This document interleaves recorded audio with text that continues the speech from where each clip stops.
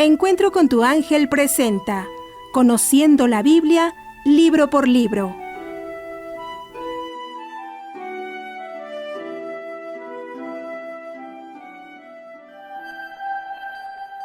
Hoy presentamos el libro de Ezequiel.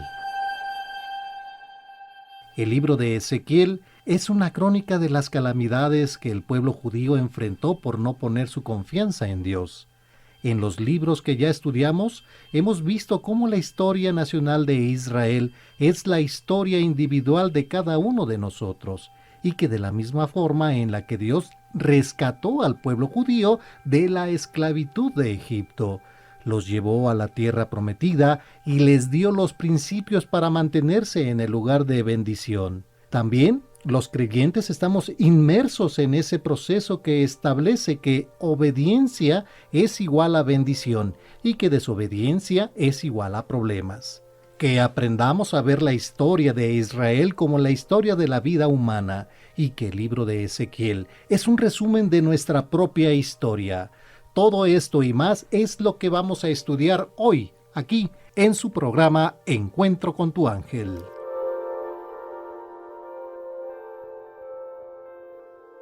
¿Sabías que cuando Dios nos dice que si lo obedecemos va a bendecirnos? No quiere decir que si lo desobedecemos nos va a castigar, sino que en la obediencia nos ubicamos en el lugar donde Él puede darnos lo esencial, pero que en la desobediencia nos alejamos de la bendición, y que lo esencial es lo más importante para que nosotros podamos vivir y desarrollarnos espiritualmente, que es como si a una planta no le das lo esencial que necesita para vivir, se muere, y que ese es el principio de este libro de Ezequiel. Ezequiel es el primer profeta de la cautividad.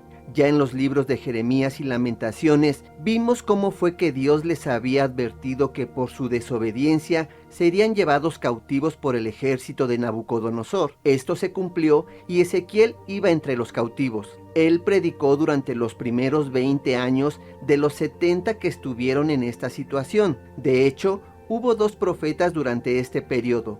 Uno fue Ezequiel, que ya era un adulto, y el otro fue Daniel, que fue capturado cuando era niño.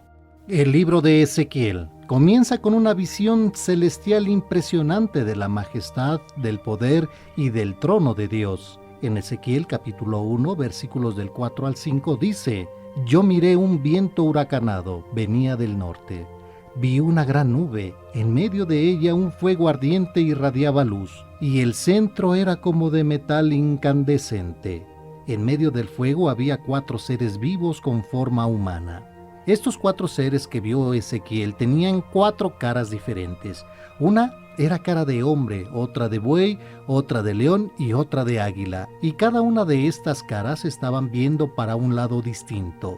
Seguramente cuando leemos estas descripciones, cada quien piensa en algo diferente, porque es muy difícil imaginarse estas escenas descritas, pero que tienen mucho significado que debemos comprender. Después Ezequiel dice que ve acercarse unas enormes ruedas que tenían ojos por dentro, por fuera, y que tenían otras ruedas internas, que sería imposible entrar en el detalle de su significado. Pero lo que queremos resaltar es que Ezequiel también ve a Dios sentado en el trono.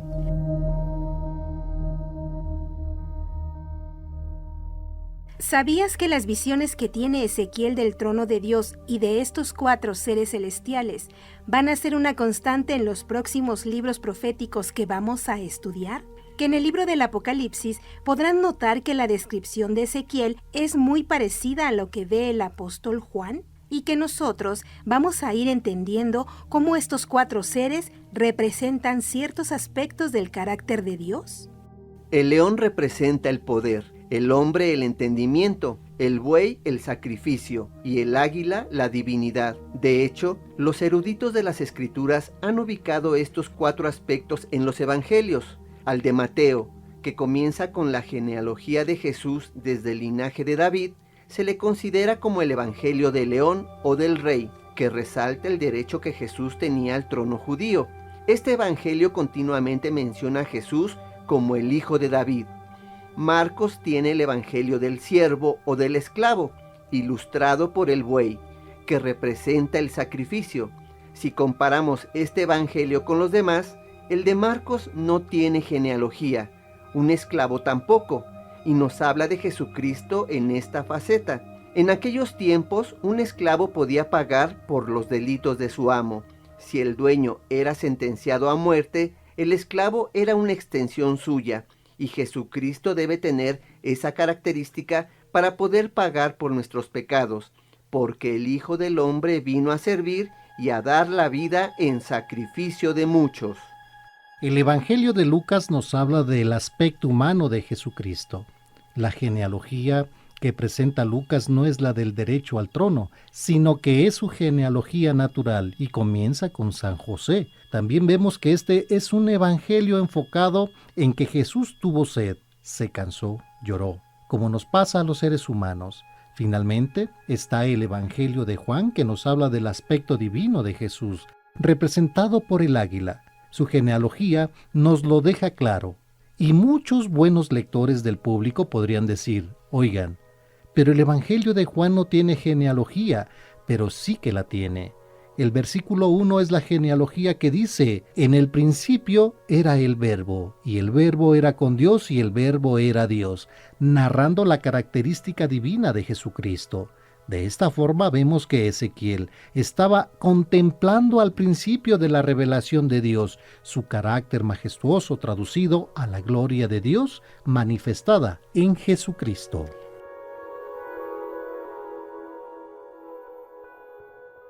¿Sabías que todos los profetas señalan de una manera u otra a Jesucristo? Que muchas veces le pedían a Dios que les explicara sus propios escritos que contemplaban la llegada del Mesías. Que de igual forma nosotros debemos aprender que el mensaje fundamental, no solo del libro de Ezequiel, sino de toda la Biblia, es que conozcamos mejor a Jesucristo.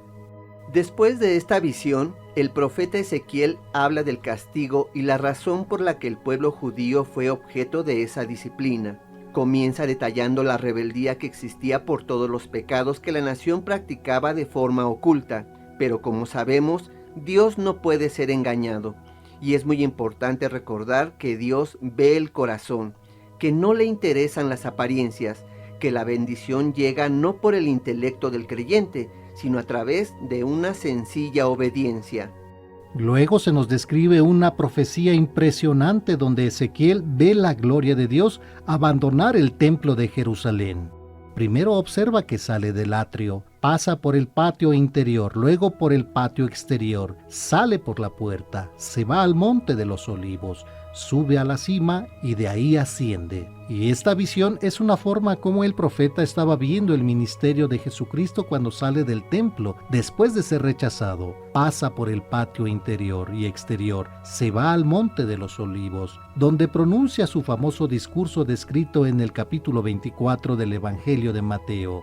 Viene todo lo que es la crucifixión, y del monte de los olivos es donde asciende la gloria de Dios.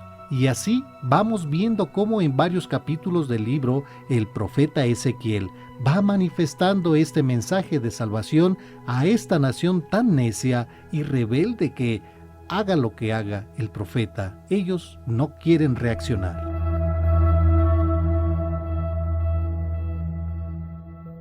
¿Sabías que en una ocasión Ezequiel, para llamar la atención del pueblo, tuvo que estarse tendido sobre su costado izquierdo durante 390 días seguidos, y luego 40 días sobre su costado derecho, y que los 390 días representaban los 390 años que Dios estuvo tratando de hacer reaccionar al pueblo? ¿Y que los 40 días representaban los años que Dios les había advertido que venía el juicio, pero que tampoco quisieron escuchar? Dios no se vale de amenazas, sino que es como un padre amoroso que le está tratando de hacer entender a su hijo que el camino de la desobediencia trae mala paga. Dios lo sabe y quiere que lo entendamos, por eso nos hace tantas advertencias. Si tú evades tu responsabilidad de glorificar a Dios con tu vida, el juicio vendrá a ti. No lo manda Dios, el juicio te llega solito. Vas a vivir como una planta privándote de los nutrientes esenciales para vivir. No te sorprenda que si vives en rebeldía oculta, aún dando una apariencia religiosa, tu vida espiritual se secará. Te recordamos que Dios ve el corazón y que es ahí donde se está librando la verdadera batalla contra la bendición o contra la maldición. Dios quiere que sepas que un día vas a estar delante de Él, sin apariencias, para que saque a la luz lo que tú trataste de ocultar en tu corazón. El capítulo 28 es fundamental para el estudio de la Biblia. Si no existiera, no entenderíamos por qué este mundo está tan mal. Si ustedes leen con calma todo el pasaje, se van a dar cuenta que Ezequiel está siendo guiado por Dios a profetizar contra el príncipe de la ciudad de Tiro, y comienza hablando de este príncipe como una persona antagónica a Dios, pero de una forma muy sutil. Dios deja de hablarle a este príncipe y comienza a hablarle al rey de Tiro, en unos términos muy especiales. Le dice: tú que caminabas en el huerto del Edén, tú que coordinabas las alabanzas celestiales, un día el orgullo entró a tu corazón, un día pensaste que podía haber dos voluntades en el mundo, y ese rey de Tiro no es otra persona sino Satanás. Esto también se narra en Isaías capítulo 14, versículo 13 y 14, que dice: en tu corazón decías: subiré hasta el cielo y levantaré mi trono encima de las estrellas de Dios. Me sentaré en la montaña donde se reúnen los dioses, allá donde el norte se termina. Subiré a la cumbre de las nubes, seré igual al Altísimo. Y esto es lo que está pensando Satanás al momento de iniciar su rebelión. Si notamos los verbos que se usan en este pasaje, dice: subiré, levantaré, me sentaré, seré, y este es el principio del pecado. Yo ya no me voy a concentrar en lo que Dios dice, sino en lo que yo digo. ¿Cuál fue el pecado en el Edén?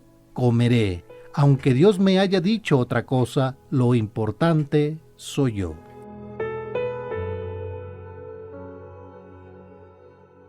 ¿Sabías que cuando solo estás enfocado en lo que tú quieres, dejas de poner atención en lo que Dios te ha ordenado? Que de esa manera tú estás perpetuando el orgullo que ha infectado a la humanidad. Que aparte de nuestra naturaleza corrompida, el que está detrás de mucha maldad, coordinando que toda esa rebelión se mantenga y se perpetúe, es el rey de Tiro, es decir, Satanás. Debemos entender que Satanás era el ser más hermoso creado por Dios, que cuando pecó no perdió su belleza ni su inteligencia, que además quiere que tengas un concepto equivocado de él, que pienses que es horrible, que tiene cuernos, patas de chivo, cola.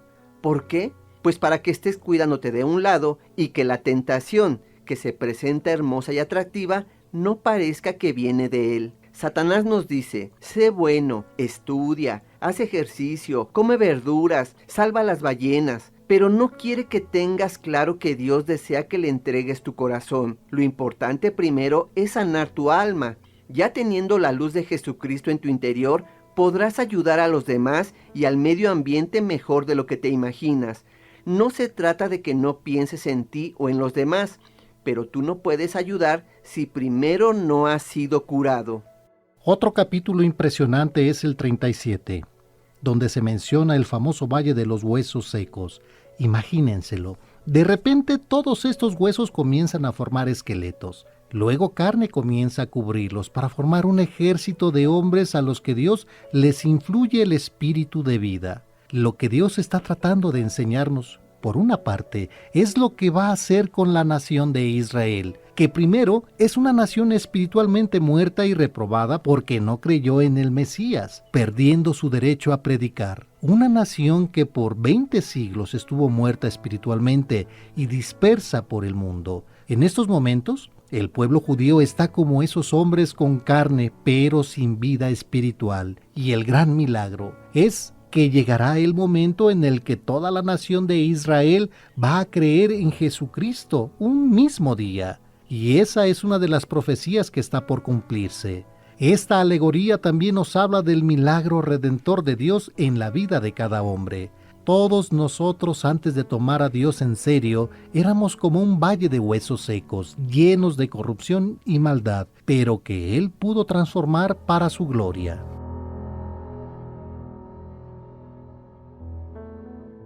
¿Sabías que el río en la Biblia representa el trabajo del Espíritu Santo en nuestro interior? y que su cauce, crecimiento y profundidad representan las etapas del proceso de madurez en la vida espiritual de un creyente? Que en el Evangelio de Juan, Jesús, puesto en pie, exclamó con voz potente: «El que tenga sed, que venga a mí, y que beba el que cree en mí». Lo dice la Escritura: «De él saldrán ríos de agua viva». Decía esto Jesús refiriéndose al Espíritu Santo que recibirían los que creyeran en él. El libro termina con una visión donde Ezequiel ve un río de agua viva saliendo del trono de Dios, que llega al mar muerto para hacerlo un mar de sanidad. En los versículos del 1 al 9 de este capítulo dice: «Él me llevó a la entrada del templo, y vi que brotaba agua debajo del dintel de la casa. Corría hacia el oriente igual como la casa que daba al oriente. El agua brotaba del lado sur del altar. Me hizo salir por el pórtico norte y que diera vuelta por el exterior hasta el pórtico este. El agua corría ahora a mi derecha. El hombre se alejó al oriente. Midió 1000 codos con la vara que sostenía en la mano. Luego me dijo que atravesara el arroyuelo. El agua me llegaba apenas a los tobillos. Midió luego 1000 codos y me dijo que atravesara el arroyo. El agua me llegaba a las rodillas. Midió otra vez 1000 codos y me dijo que atravesara el estero. El agua me llegaba a la cintura. Midió todavía 1000 codos. Esa vez no pude atravesar el torrente. Las aguas habían subido. Se habían convertido en un río que no se podía atravesar a pie sino a nado. Me dijo entonces: ¿Has visto, hijo de hombre? Después de eso me hizo pasear por la orilla. Cuando regresó al torrente, veo que hay en la orilla muchos árboles a ambos lados del torrente. Me dijo: esa agua corre hacia la región este, desciende hacia el Arabá y desemboca en el mar muerto, para que sus aguas queden sanas. Todo ser viviente, todo lo que se mueve por donde pasa el torrente se llenará de vida.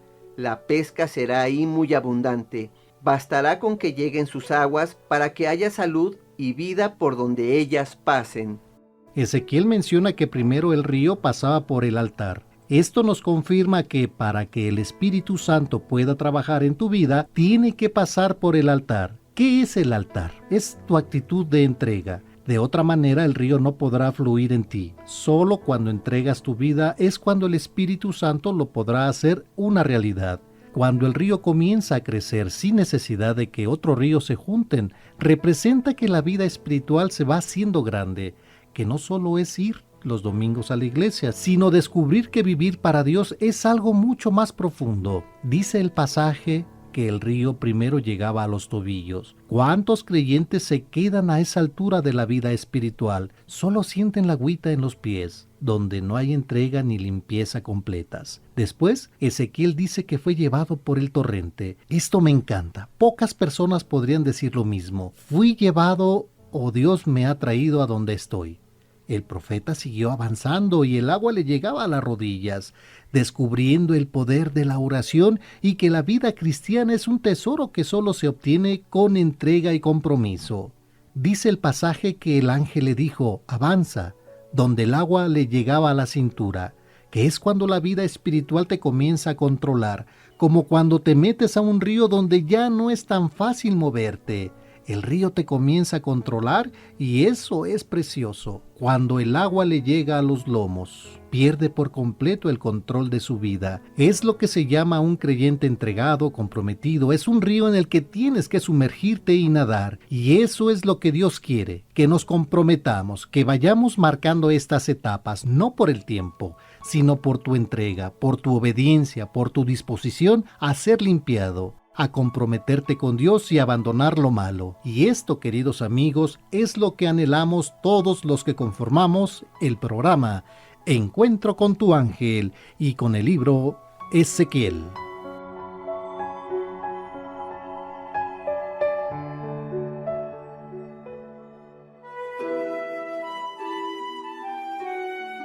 Encuentro con tu ángel presentó Conociendo la Biblia, libro por libro.